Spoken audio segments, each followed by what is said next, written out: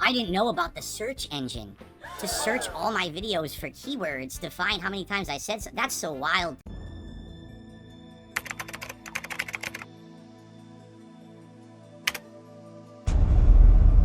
What?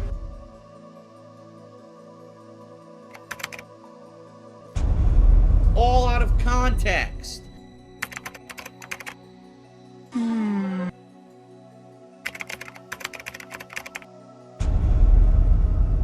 Curious why you would select things at certain times.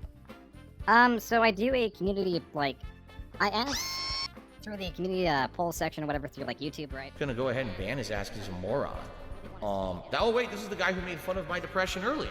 There you go. Eat out of my bunghole. Shove your lips and your tongue in there, suck a turd out, enjoy. Gotcha. Now, I'm mentally exhausted, physically exhausted, and I'm done with drama for a while, alright?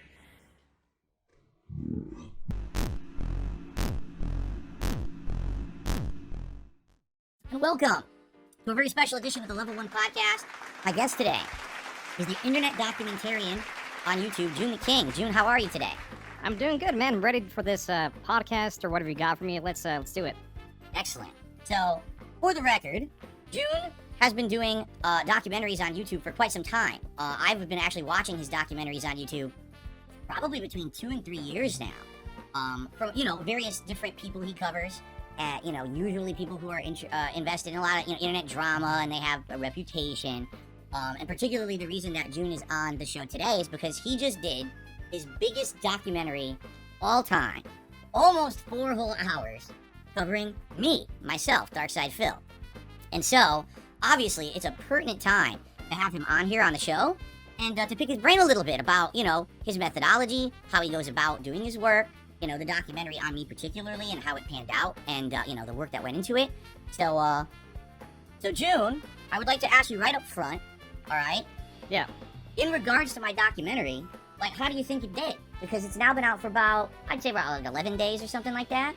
And I think it has around, 725,000 views or something like that. Is that what you were hoping for with a documentary of this magnitude, with the amount of work you put into it? I don't know yet, because the way YouTube is treating it's very strange. It has a high click-through rate, it has crazy, average view, retention. But with, video this long, I think I won't really be able to tell until, a year from now. Because it's so long and people keep returning to it, so it's hard to say, I guess. Yeah, and I'm gonna say this. I honestly think YouTube cheated you out of some views, because if you remember, when you did the live premiere, you had 8,000 live viewers watching that thing. And it was only, an hour and a half in? And there was so much viewership on that, it crashed the system and you had to make it an on-demand video. And I'm wondering if it even attributed those early views to the video, or if they just got erased somehow, Sure. What the fuck? That's great to hear, because, I knew. When I've been following your stuff for years now, okay? And I keep watching, and I'm like, he's covered Wings of Redemption, he's covered Boogie, he's covered this person, he's covered that person. And I've been saying this to my audience recently, that when you're an internet personality and you put yourself in front of a camera every day, you're gonna get your turn. You know what I mean? You're gonna get your turn in the firing line, people are gonna be talking about you. And I was always wondering in the back of my head, when is Joon gonna do one of these things on me? Because I know it's coming, right? So I'm curious, what was your methodology in selecting me? Why did it take so long? Because I think a lot of people were wondering why, in 2024 was the right time for the DSP doc when you had done ones on Wings and Boogie and others in the past. Well, people wanted this video forever. Ever since I started making, videos about people have wanted a DSP video. But I was reluctant to do it just because I knew it would take a very, very, very long time, and it did. So I just kind of bit the bullet, and I was like, you know what? I'm gonna do it just to get out of the way, and I guess here it is, right? That was pretty much the core of it, was people want it, here it is. Right. Now, in regards to the documentary on me, it's definitely the longest piece of work you've ever done. It's 3 hours, 40-some minutes. It's incredibly intensive. It goes through my early history before I was ever a YouTuber, all the way through the early days, mid-course, and all the way up to almost present day. It stops about earlier on in 2024. Why did you decide to do such a long documentary, particularly on me, when your previous documentaries had always been much shorter than that? Well, I mean, it's your timeline, right? So it really reflects the time a person is notable. And let me reference, let's say, the like Wings documentary, right? Videos. Sure. Wings really like he has a really lengthy history, right? I'd kill his whole family. But he really only became like relevant in the, I guess, locale space in the past maybe 8 years. You have been causing a bit of mayhem. You're a fucking idiot. You're a fucking idiot. Fuck you, From Software! Good, now I'm away from that annoying fucking bitch of a kid who I would have slapped in real fucking life if they talked to me like that.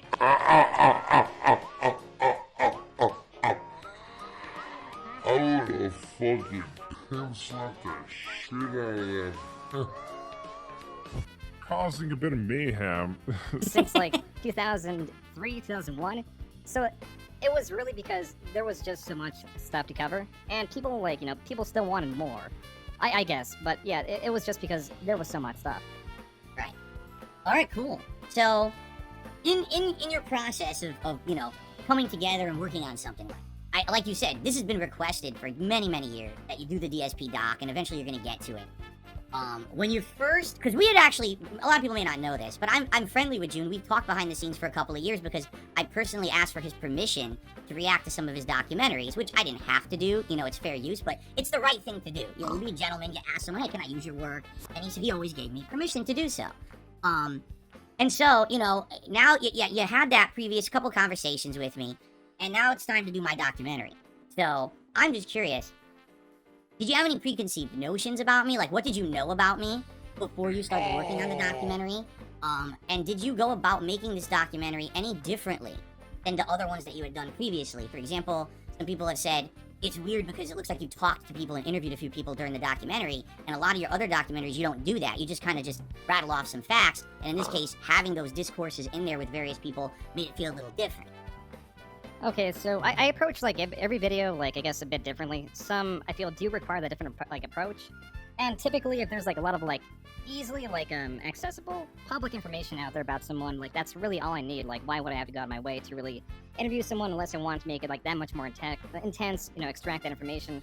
But the difference with you was I believe you contacted me, and once you breached that barrier, I'm like I can't reject this. It doesn't feel fair. So like let's get you in on this. And because I'm talking to you, I feel like I have to talk to your opposition, and it kind of developed more and more into that, and there's also, like, a lot of, like, I guess, investigative work about, the WWE champions. So, it's a lot of elements. Another piece was to, because it was so long, I'm like, why not even just go the extra step and get, like, a little bit more interviews here and there, too? Some people, I'm gonna be honest with you, Jim. Some people have been nitpicky about certain parts of the doc. For example, some people about the PC. All right, this PC where this guy Mighty Furtado, he built me this PC, and when I arrived, it was partially not working as intended or as promised, and we got into a big scuff about it publicly about the cost and everything. And a lot of people were like, "Why was that such a big deal? It's just a PC." And I think, at least, all right, from your perspective, just to ask you this, why do you feel that that was a key part of the story, this one situation about the PC, that you even had him on and you interviewed him specifically? It was just another example of, like, how you slighted a fan, right? It was just another, like, and it was someone that I could interview, right? It was someone that can get, like, that is still accessible to this day, that can tell their story, and that is just to, like, I guess, bring a voice to all people you really, I guess, slighted over the years. It was just one example, if that makes sense. Gotcha. Yeah, no, that totally does make sense, because, listen, when I was watching this thing, I was publicly admitting, yeah, I made tons of mistakes, and the problem was in my early days, I had a temper, and I basically would, like, act like I could do no wrong, right? So, if someone criticized me, instead of listening, I'd immediately shut it off, and I'd be like, oh, no, I know better than you, I'm the big shot, I'm the big YouTuber, I'm the one who has a successful business, how dare you even say that I'm doing something wrong, or whatever, and it really irked me, you know, that people would do that, and then over the years, I've definitely learned to mellow out, and now I at least hope that people think that I've improved on that, and I'm not trying to just Reach out, excuse me. Boy, that was a little Freudian slip. and attack every person who's being negative towards me. But, you know, particularly with this PC situation, this was one of the first times in my history that this was someone who had been an outspoken supporter of mine. Like you had said, they built a fan site for me and everything. And when this thing showed up, I really did feel like they kind of screwed me over. And quite honestly, I probably shouldn't have made a big deal about it. I should have just let it go. It's not a big deal. I'm the YouTuber. I'm the guy making the money. I can just get another PC if I'm really that bothered by it or whatever. But it got to me, you know? And then I started talking about it, and then I misspeak, because what actually ended up happening is in the React to your documentary, someone had sent me the original video where I had ever brought this up. And we played it live on the stream. And in that original video, I had said, this PC is $1,600. Like, I outright said that. And that was correct. For your research, you confirmed it was a $1,600 PC. But because I'm so stupid, right? And I can't let it go, and I hyperfixate on it. And this guy keeps talking about it, I keep talking about it. The narrative changes to it's $3,000. I don't even know how that happened. Like, I don't even know where that confusion happened, that the number got inflated. So, it's right that you would call me out on that. And I'm glad that you did. But, you know, when there's certain things in the documentary that were kind of hyper-focused on those moments, some people were like, oh, I wonder why particularly this or that was such a long segment. Like, the other one, the big one that people actually want me to ask you about, is when you started talking about VTubers. Because people are like, it seems out of place. No one really thought that a VTuber thing was a big deal. What was your methodology with the VTuber segment? How did that come about? Well, Phil, you're like, this is a very long question. You're adding a lot, so I guess I have Oh, go ahead. I'm sorry. No, it's all good. So the $3,000, I believe, came from a comment, and Mighty Furtado, I'm pretty sure, has that comment on his Twitter where you stated it was $3,000 that you said it, right? The VTuber segment too was kind of like to show you like how you are still notable even like today, because VTubers are like, I guess, uniquely more recent. You know what I mean? They're a very new form of content, yet they still talk about you. And surprisingly, that was like one of the more viewed segments of the video was the VTuber segment. So I think it was a good idea to add them too. It was just like a bit of fun, even though it was more like one way. I think it was kind of interesting. Yeah, I mean, it took me for a loop. There's things in your documentary I didn't even know about. Like, I had no idea that VTubers had like a fixation on me. I didn't know about the search engine to search all my videos for keywords to find how many times I said so. That's so wild to me that...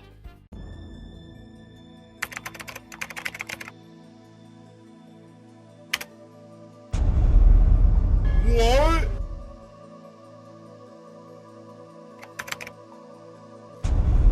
All out of context.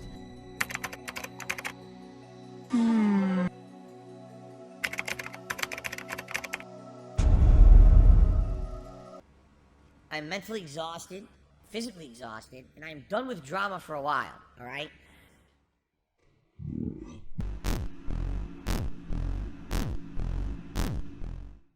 My detractors actually went out of their way to fish the transcripts for certain words and things. Well, I mean, that must have been a tremendous help for you with the documentary, right? I mean, yeah, no, it was great seeing all the trends of words and whatever. It's a really nice tool. You know what I mean? Like, Yeah. I like that, yeah. Okay, so basically, I just want to make this clear before, because I just wanted to get my documentary stuff up front out of the way before I talk to you about your own, you know, stuff going on. I just want to let you know, I have absolutely no ill will towards you whatsoever. I really don't have much or any issue with the documentary. There was a few things here or there that were slightly off. We talked day one, we talked a little bit about it behind the scenes about one particular thing. Nothing there was a big deal. Everything there I was expecting, and quite frankly, since I knew this was coming, I was always planning to fess up the WWE Champions account when I was live reacting to your documentary. I knew you were going to cover it so in depth that there was no way I was going to be able to, like, you know, lie about it and weasel my way out of it. You were going to pin me to the wall on that. You liar, you. I'm good at lying. Right? So that's why I did it during the documentary. What are your thoughts on that? That the whole arc basically ends with me reacting and admitting it. I don't know, like the thing is with that is, it was kind of like an open secret where everyone knew that you were that account, right? Pretty much everyone I talked to, it's like, oh yeah, like, even I knew, like, my personal belief was you were always, like, you know, down from the rafters. This is a sick Piggy. Well, at least things can move forward a bit and people can focus on something else. I think it's, I guess, cool for the arc, if that was your question. Right. In a lot of ways, it was kind of almost cathartic for me to watch this thing because it allowed me to see all my problems and the things that I've done wrong and to fess up to them and apologize for them and to let my audience know, you know, this isn't who I want to be. This is crazy. How many people can say they've had a 4-hour documentary made about them on the internet that at any moment you can open it up and see all the things you messed up in the last, you know, 16 to 20 years of your life, right? The fuck is that? But it was, I feel like the way you did it, because the way you do your documentaries it's not malicious, and that's a good thing, I feel, and I respect you for that. You know, there's other documentarians out there, they're literally going for the jugular. They're trying to make you look like more of a villain for drama purposes, and I don't think you did that, and I respect you for that. And also, I'll say this, I have an issue with documentarians who, like, they'll do the doc, but then they want to create an endless feed of content, right? And I'm going to call someone out, and I don't know if you agree with this or not, and I'd like to have your opinion on it. So Turkey Tom did a documentary about me late last year, okay? And it was called 10 Years of Failure. And of course, I have issue with that title, whatever. That's not the problem. The problem was after it came out, he said he wanted to interview me. But come to find out, the whole thing was an attempt for him to get me on the Lol Cow podcast. And he even said publicly, oh, this is a way to milk Phil for content and to keep milking him and getting more out of him. That I'm not cool with, you know? What? I mean, Phil, I don't know, like, where to start. Like, I feel like that title is accurate, too.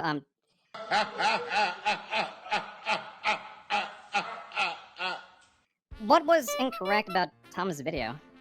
Oh, nothing. I'm not even saying there's anything wrong with this video at all. I'm saying the fact that his intention was to try to get my attention, to milk more content, and to basically turn me into a source of revenue. That's what he was basically saying he was trying to do, and that's what I wasn't cool with. Similar to Side Scrollers, where I had no issue with their original interview. It's the attempts to get tons of money and content out of someone after the fact, when that was never really part of the upfront agreement. That's where I have issue with people. And I don't think that wasn't your attempt here with this documentary at all. Well, I mean, I think it's fine. I mean, like, I don't know really where you're going with this, because I feel you kind of do it the same. Like, you keep the drama rolling, and that's fine. That's, like, I think, smart business. I really just don't do that because I'm not, like, a personality. But I think on Tom's side, that if I was Tom, I would, like, do the same. But I think even with, like, the Craig stuff, right? You brought him back just to, like, insult him, and that is, like, drama, too. You kept that kind of going the same way, if that makes sense. Craig? Is that what you said? Yeah. I was on the show. No, to be honest, I didn't think that interview was going to go that way at all. Okay, I really didn't. Like, I thought what was going to happen was I was going to apologize to him for lying on his show, and he was going to apologize for the follow-up where he basically made a lot of money from my detractors, and we were going to be cool. And that's not what happened. I mean, what happened, right? I had no interest in insulting the guy or anything. I mean, he told me to go fuck myself in that interview when I was being cordial. You know, I was just asking him questions, pressing him on some things I thought were unfair, and he's the one who escalated it first, okay? But in your case, like you say, you're not that kind of person who's going to be trying to escalate. You're not going to continuously make that content. I mean, at this point, you're probably on to the next 5 projects, right?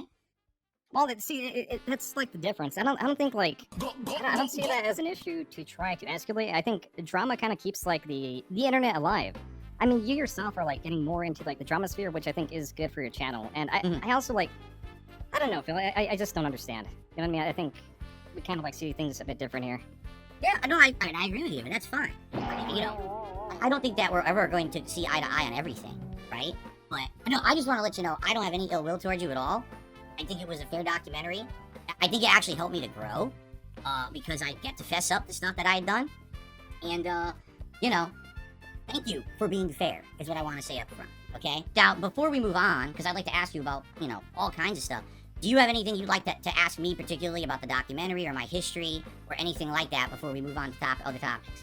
I mean, the original plan was for me to, like, interview you, and my main thing for that was to get you, like, get the confession out for the WWE champions, but that has been fulfilled. So I feel like, you know, this is your podcast interview. You can lead it however you want. So, you know, just go ahead.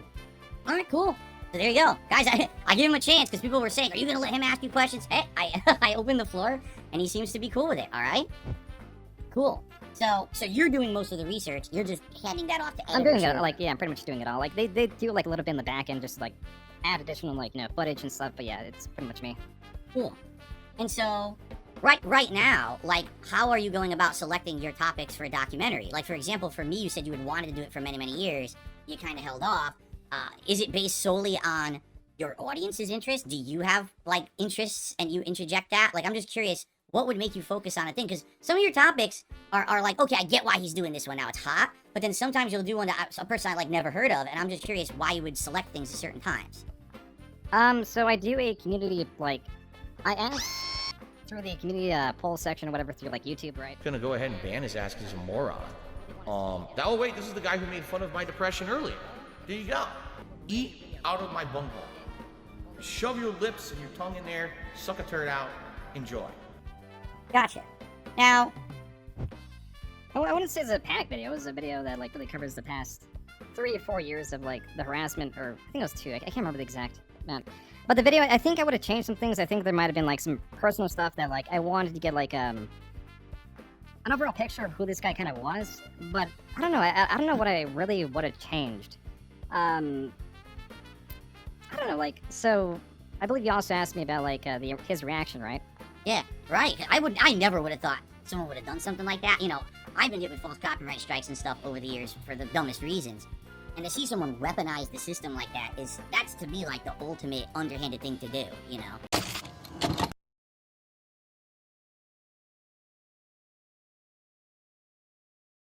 Shut your bitch ass up! Alright, everyone out there, this is Darkside Phil, DSP, also known as Phil Burnell. Today is the 6th of April, 2023. It's my birthday, and I'm spending time in my office doing this on my day off because I've had enough. I've had enough of the accusations, and I've had enough of people telling me what I've done and that I'm not trustworthy and all of this. So you're getting what you want, and you're not gonna like it if you're someone who's really been nasty to me about this whole issue. If you're wondering what this video is about, of the past 2-3 years, I've been falsely accused of issuing copyright takedowns against people that I did not do.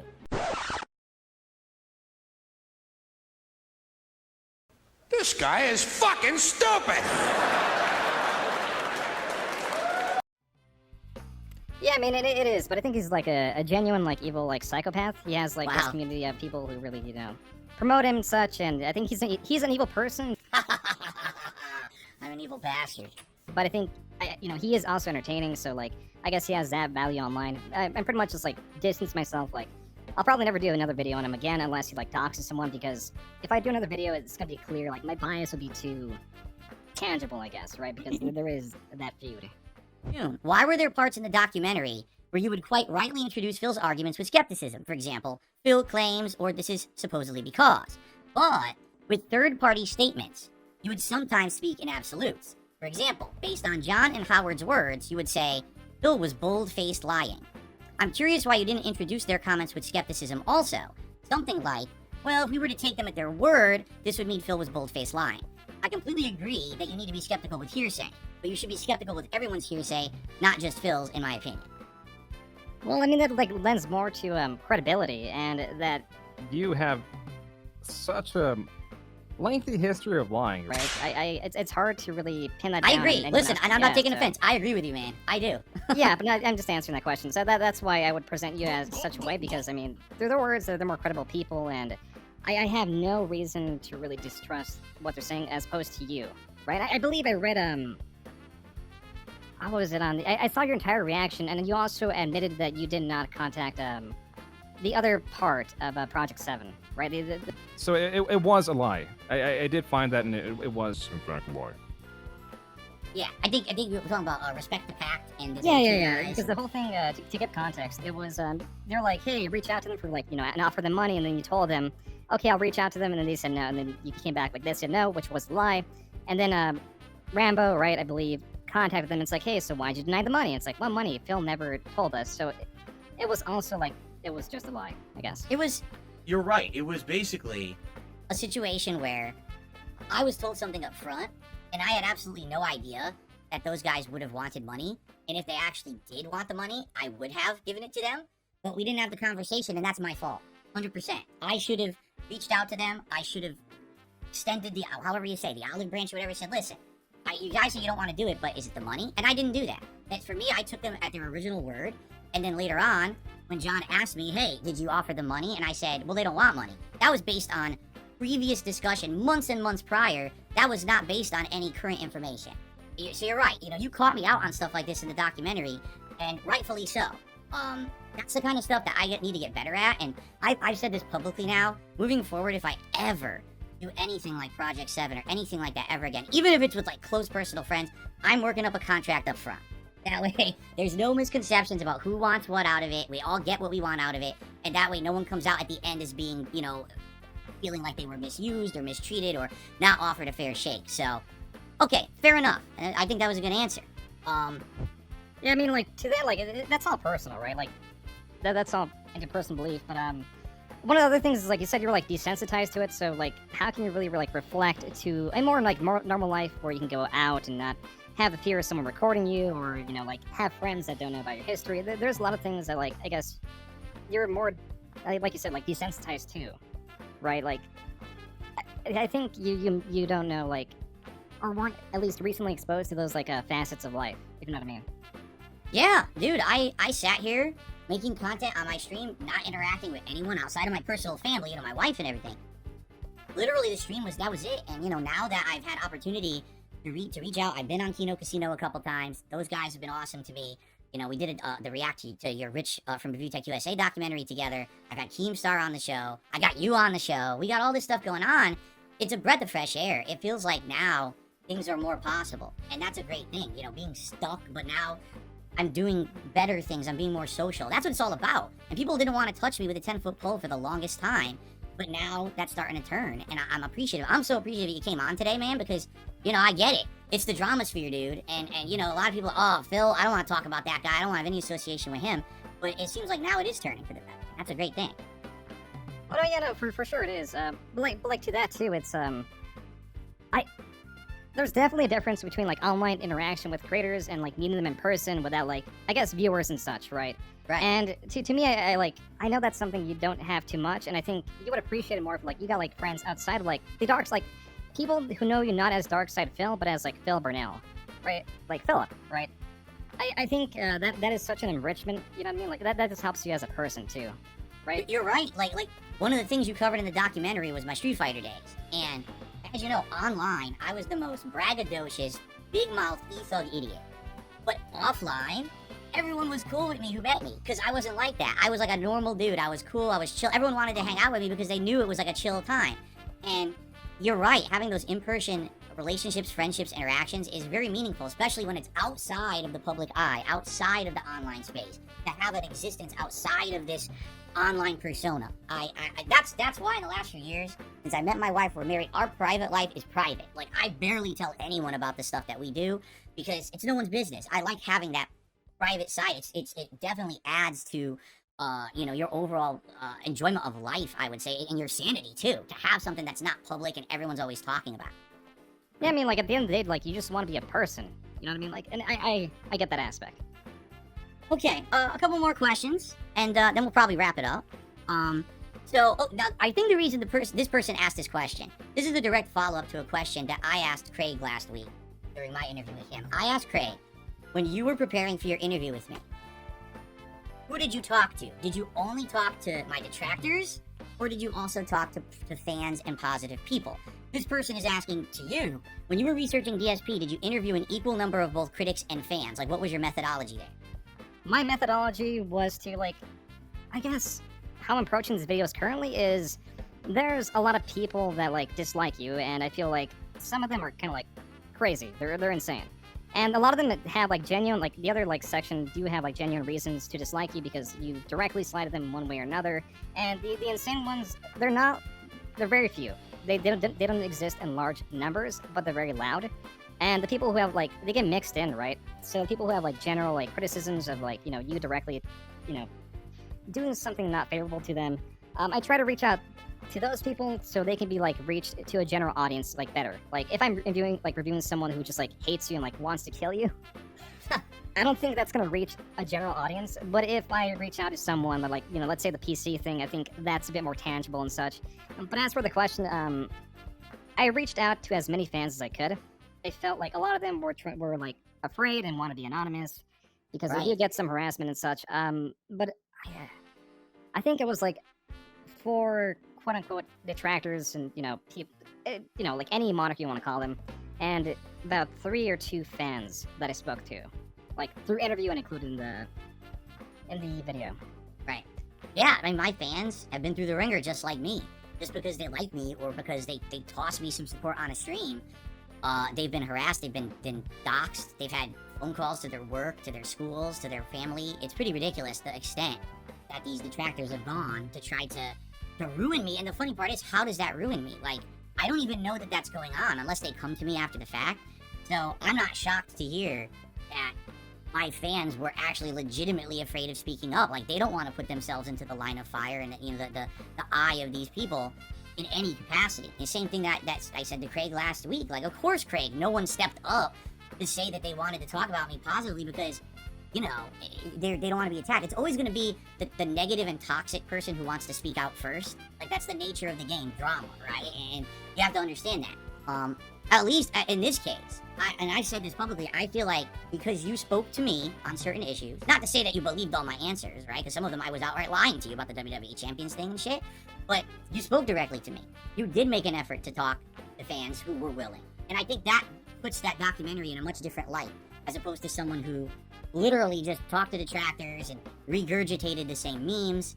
I think that's respectable. I do. So I appreciate it, Phil, but I don't think it really. I mean, it makes it more interesting, but I feel like I've watched a lot of different videos to make this video, right? To make sure I cover like everything people want to be covered, and I find that they're pretty much the same. They're covering the same themes, even though I went like out of my way to really get fans. It doesn't really change the overall theming or your image, really, if that makes sense. Oh yeah, dude, you said to me, I remember the final words you said to me about this thing, before you were gonna put it in for editing. You said, I just want to let you know, this is going to be like unequivocally negative. It's gonna be like bad when this thing comes out. It's not gonna be a positive documentary. I don't know why people thought I thought it would be. Like, that's crazy. It's a covering my history of lying and toxicity and all the things I've done.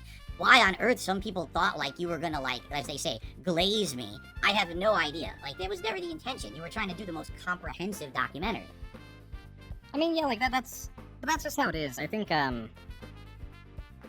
in your space, like, you know, throughout the lies, people get like a bit like unsure about like anything in here. They tend to come up with like conspiracies, and when those get like proven like true over time, it's hard to like build trust even with those around like just speaking to you, right? So I can like kind of see why it's there, because it's definitely not as strong in some of the other communities I guess I've looked at. But like your community compared to others is definitely like a lot less harassive compared to like, let's say, Wings too.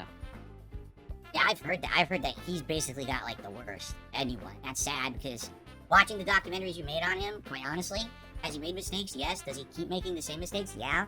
I still don't think it warrants the levels that these people go and the crazy stuff that they do. Yeah, he's one of the people, like, of all the whole Lalcow thing, I legit feel that Wings is like a good guy that just keeps kind of stumbling. And one day I really hope he lands firm and can stand for himself and not make the same mistakes, because I actually feel like genuinely he deserves like success and a life away from the levels of harassment that he's gotten. I think it's unfortunate that somehow he got the hyper focus of the worst of the worst. I mean, yeah, he could be funny and whatever, and also like a jerk at times, but I think like his biggest hurdle is he is probably like the least intelligent, so he doesn't really know what he's doing until like later, until he's like, oh, and then he defends it because he doesn't know how to, like, I guess, speak, you know what I mean? So yeah, like in some ways I'm like, damn, dude, this guy has it hard. I don't give a fuck, man. Like, I hate my fucking life at this point. I really do. Yeah, like, you know, that's a good point you just made. I don't think anything he's ever done was, like, outright malicious, right? Like, he's not a malicious guy. He's not trying to do harmful things. He just does things, oops, and he didn't realize what he did, and now, like you said, he has to try to save face after the fact. So, and that's a lot different from people who outright are doing something wrong over and over, and they know they're doing it. They know it's malicious and wrong, and they're doing that same action. So, I think that's a good observation. Well, I mean, Wings has been malicious in the past. There's definitely been moments where he's gone, like, overboard and such. I believe there's a call where he was like doxing, like he expressed to Keemstar that he had Keemstar's dox and was threatening him. Like, he has had those moments too. Like, you know what I mean? Like, there are times where Wings goes he goes crazy, I guess. Alright, I just got a couple more questions and then we'll probably wrap up here. How is Joon able to stay so impartial towards the people that he makes documentaries on, when it seems like some of them do pretty awful things, and then he has to go through all of their history? I guess impartial, like, so the thing with, like, bias and partiality or whatever, I don't know if I really am. I think people perceive that, I guess it's said in the past, but the more I've been doing this, the more I realize my own biases, I guess. I try to be fair, and the thing is with this, when my presentation style, is I think if you present someone in the most fair light, right, and in the best way you kind of, like, can, you know, like, getting all the counter arguments really there, well, as much as you can, right, that can be the strongest piece for or against them whenever you try to just find the truth. Right? Because let's say like in your situation, right? If I was a different person, I could literally just make up lies about you. Because people would be more so willing to believe it. Right. And you could be like, no, they're lies, blah, blah, blah. And I could just retort with, like, well, he has no credibility, this and that. Right. But I really do try. I really try to get, like, the most honest and fair thing, too, right? Because that kind of, like, I guess, nips those criticisms of, like, oh, well, these are lies. Well, like, no. I've researched this, I've done the legwork. This is the best I could find, and this is the best way to, I guess, present someone. All right, Joon, I just want to say thank you so much for your time. I think this is a great interview. And I appreciate your honesty about everything, because that's the best policy, as I'm learning slowly, right?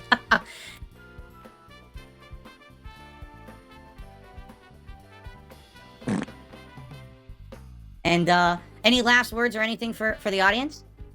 Okay, I'm not interested. Go fuck yourself. Okay.